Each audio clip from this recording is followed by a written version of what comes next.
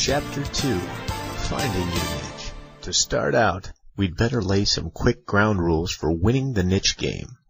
Think of them as little mantras. Maybe write them down and tape them up somewhere, where you'll look at them every day. 1. Marketing is psychology. 2. It's not what you sell, but how you sell it. 3. Your best friend is authenticity. 4. Your worst nightmare is to come off as a phony or a poser. A wise saying I once heard goes, if your work is work, you're in the wrong line of work. Or, to put it in terms of a teacher who once was a powerful mentor to me at a young age, do what you love, and the money will follow. This especially applies to niche marketing. Working in niche markets applies the psychology of human nature on both the seller and the buyer. You're harnessing passion. Any old fool can go along with the mainstream and do what everybody else does, because that's what everybody else is doing.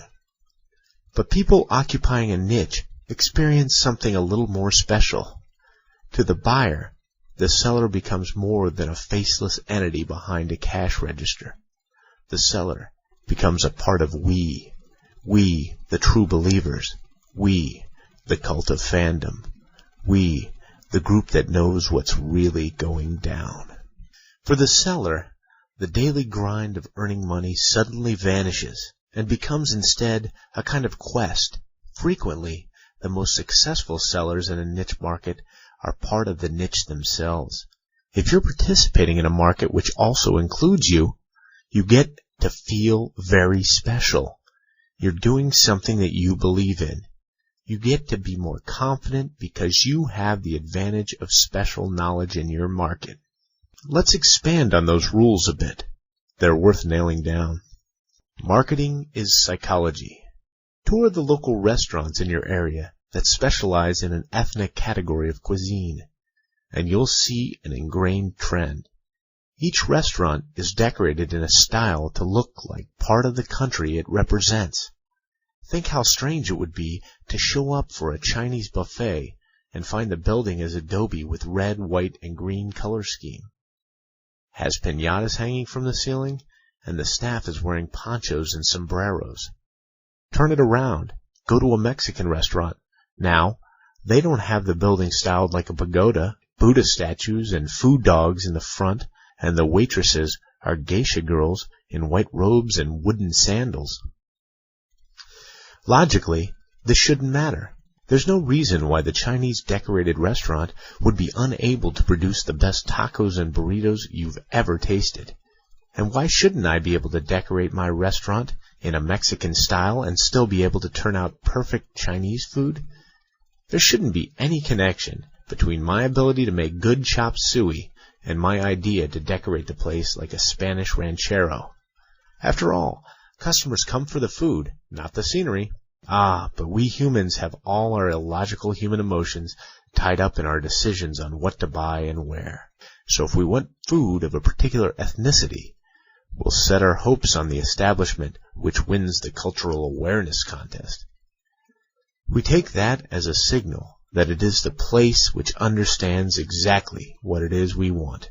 Human nature leads us to trust a person who shows an understanding of how we think. Every single one of us, given a choice of equally attractive options, with all other factors being equal, will head for the person who demonstrates an understanding of us on the deepest level. The other 3 rules follow from the first. Because marketing is psychology, niche marketing is based more on how you sell than what you sell. Because humans, everywhere, choose to do business with clients who think like they do. The more authentic a member of that niche you are, the better you will do. And if you come off as a phony or a poser, you can kiss your business goodbye. Now let me back up here a little bit. Just because you weren't born in a niche yourself doesn't mean that you'll automatically be a failure in it. After all, you can sell toys to a 5-year-old without being a child yourself. But the deck is stacked against you. At the best, you'll succeed in a niche with a lot of extra effort put into researching your market. You can also choose to adopt a niche.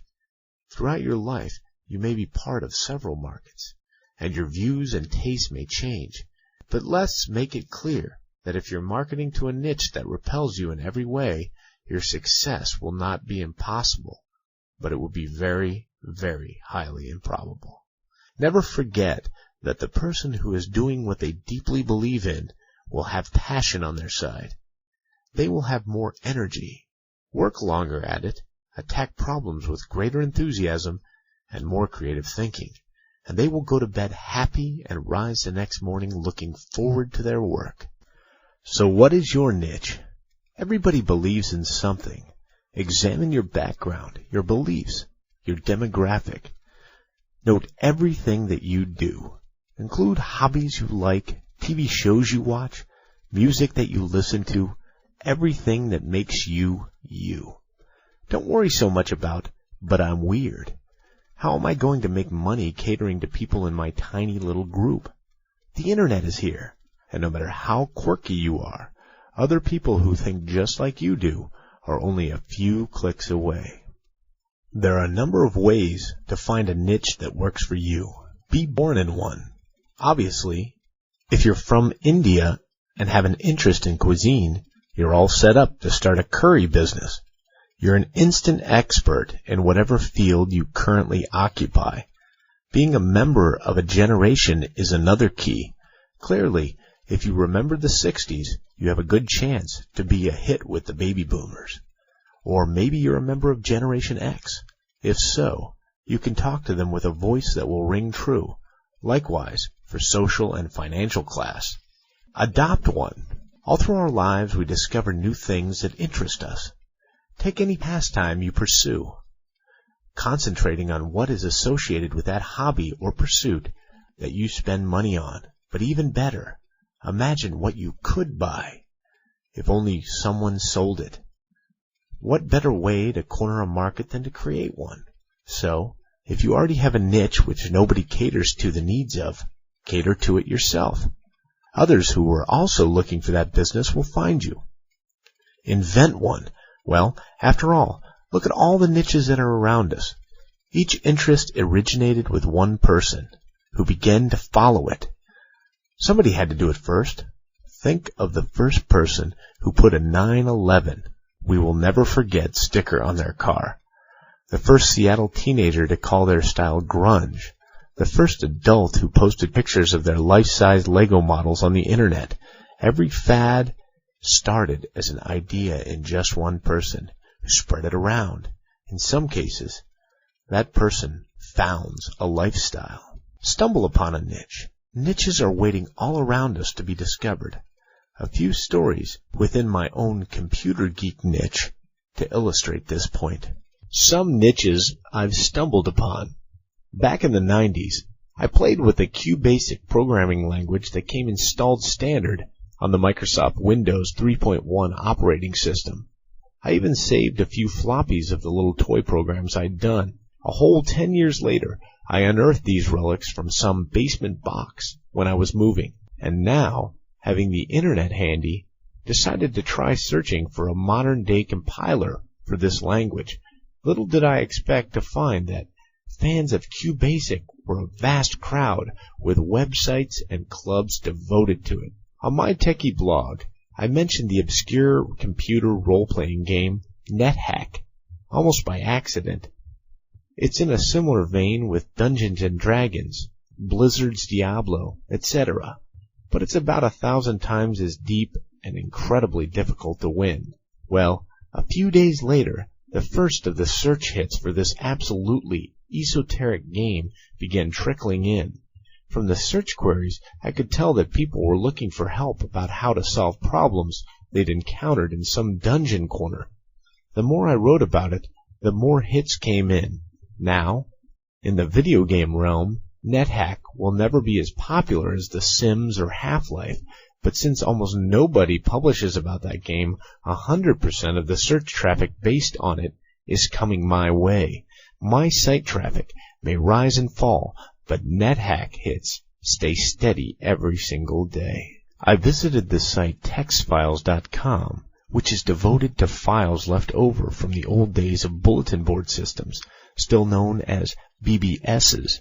Yes, this is previous to the World Wide Web in the late 80s and 90s, back when you connected to another computer by dialing that computer's telephone number.